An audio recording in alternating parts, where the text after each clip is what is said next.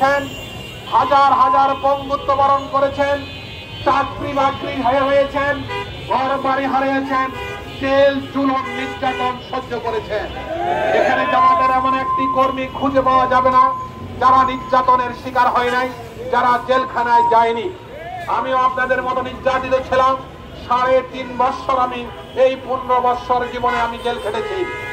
সর্বশেষ এই জায়গায় যখন অগণিত মানুষকে গুলি করে মারা হচ্ছিল, আহত পঙ্গু করা হচ্ছিল, বাংলাদেশ জামাত ইসলামের নির্দেশে আমি এই আহত ভাইদেরকে চিকিৎসার জন্য বাংলাদেশ ঢাকার বিভিন্ন হাসপাতালে তাদেরকে ভর্তি করেছিলাম, ভর্তি করে চিকিৎসা দিচ্ছিলাম। এইটা সরকারের নশানলে পড়ার কারণে, জেনে যাওয়ার কারণে 22 জুলাই রাত 12টা বাজে আমাকে কাউন্টার চ্যালেঞ্জ আমাকে ধরে নিয়ে যায়। 5 দিন আমি ঘুম ছিলাম। 6ষ্ঠ দিন আমাকে কোর্টে উঠে আবার রিমান্ডে দেয়। সেই রিমান্ডে নির্যাতনের কারণে আমি হসপিটালে ভর্তি হই। তারপর আর স্বাধীনতা আপনারা করেছেন, আপনারা দেখেছেন হাসিনার পলায়ন দৃশ্য, আপনারা দেখেছেন কিভাবে আওয়ামী লীগের লোকেরা দুর্দণ্ড প্রতাপশালী হওয়ার পরেও তারা তাদের পলাইতে তারা বাধ্য হয়েছে।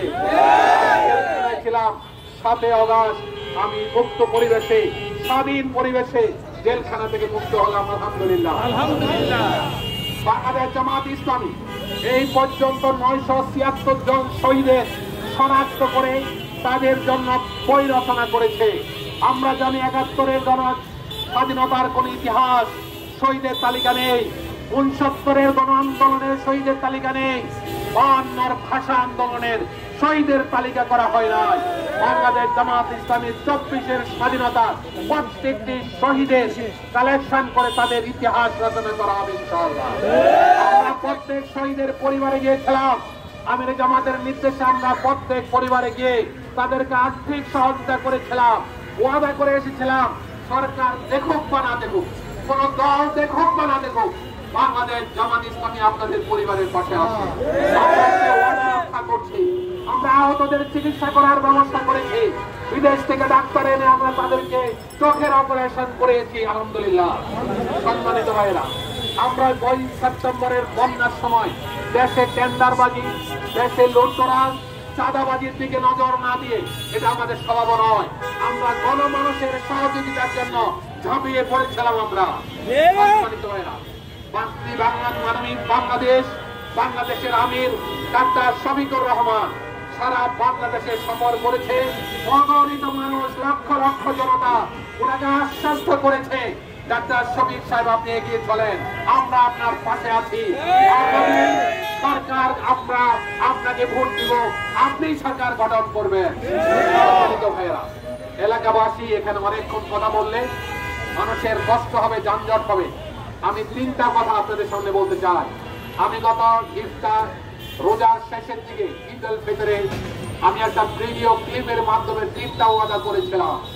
একটা হলো এই 3 রাস্তার মোড়ের যানজট নিরসনের জন্য আমি জয়েন্ট কমিশনারের সাথে কথা বলেছি।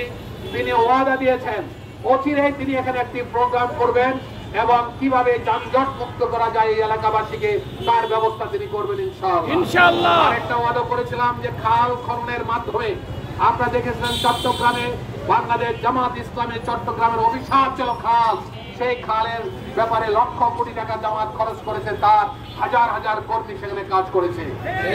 জামাত ইসলামের দায়িত্বশীলরা আমাকে বলেছে আপনি আসেন, আমরা সেই সশ্রমে নিজের টাকায় আমরা এই খালটা ঠিক মতো করে দেব। আরেকটা ওয়াদা ছিল, সেই ওয়াদা একা করা সম্ভব নয়, সেটা ছিল মাদকের সাম্রাজ্য বলা হয় বাংলাদেশ মোহাম্মদপুরকে। মোহাম্মদপুরের একটা এলাকাকে আপনার সন্ত্রাসের জায়গা বলা হয়, সন্ত্রাসের অভয়ারণ্য বলা হয়। আমরা প্রশাসনের সাথে কথা বলেছি, মানুষ যেন শান্তিতে বসবাস করতে পারে, মানুষ যেন শান্তিতে ঘুমাতে পারে, 2 বেলা ভাত যেন মানুষ খেতে পারে, এই নিশ্চয়তার জন্য আমরা বাংলাদেশ জামাত ইসলামী আগামীতে সরকার গঠন করতে চাই। আপনাকে একটা মানবিক বাংলাদেশ চান, আপনাকে একটি কোরআনের আইন সমাজ প্রতিষ্ঠার বাংলাদেশ চান, আপনাকে একটা কল্যাণময় রাষ্ট্র চান, আপনাকে চাঁদাবাজ মুক্তি একটি সমাজ চান, আপনাকে দুর্নীতিবিহীন একটি রাষ্ট্র চান। জামাতের পতাকা তলে আপনারা সমবেত হন। আমরা আপনাদেরকে আশ্বস্ত করতে চাই, আমরা আপনাদেরকে আশ্বস্ত করতে চাই, বাংলাদেশ জামাত ইসলামীর নেতৃবৃন্দ কোন খাইশিয়াতের কারণে, দুনিয়ার কোন লোভের কারণে কিন্তু ফাঁসির মধ্যে যায় না। একটি মানবিক বাংলাদেশ গড়ার জন্য, একটি কোরআনের সমাজ কায়েমের জন্য মাওলানা মতিউর রহমান নিজামী, আলী হাসান মোহাম্মদ মুজাহিদ, জামান, আব্দুল কাদের মোল্লা, মীর কাসেম আলী সহ আমাদের 11 জন ভাই জেলখানা এবং বাইরে শাহাদাত বরণ করেছে। কোরআনের পাখি, যার কোরআনের আওয়াজ শোনার জন্য বাংলাদেশের লক্ষ লক্ষ মানুষ তার মাহফিলে শরীক হতো। তিনি এই দেশের একটি স্বপ্ন দেখতেন কোরআনের রাজ কায়েম করার জন্য। অপরাধ তার একটাই ছিল, ওমা নাকামু মিনহুম ইল্লা আইয়ুমিনু বিল্লাহিল আজিজিল হামিদ। সেই কোরআনের পাখিকে অন্যায়ভাবে জেলখানা আরব্ধ রেখে তাকে হত্যা করা হয়েছে। তার স্বপ্ন ছিল আমি আবার যেন কোরআনের মাঠে আসতে পারি, সেই সুযোগ তারা করে দেয়নি।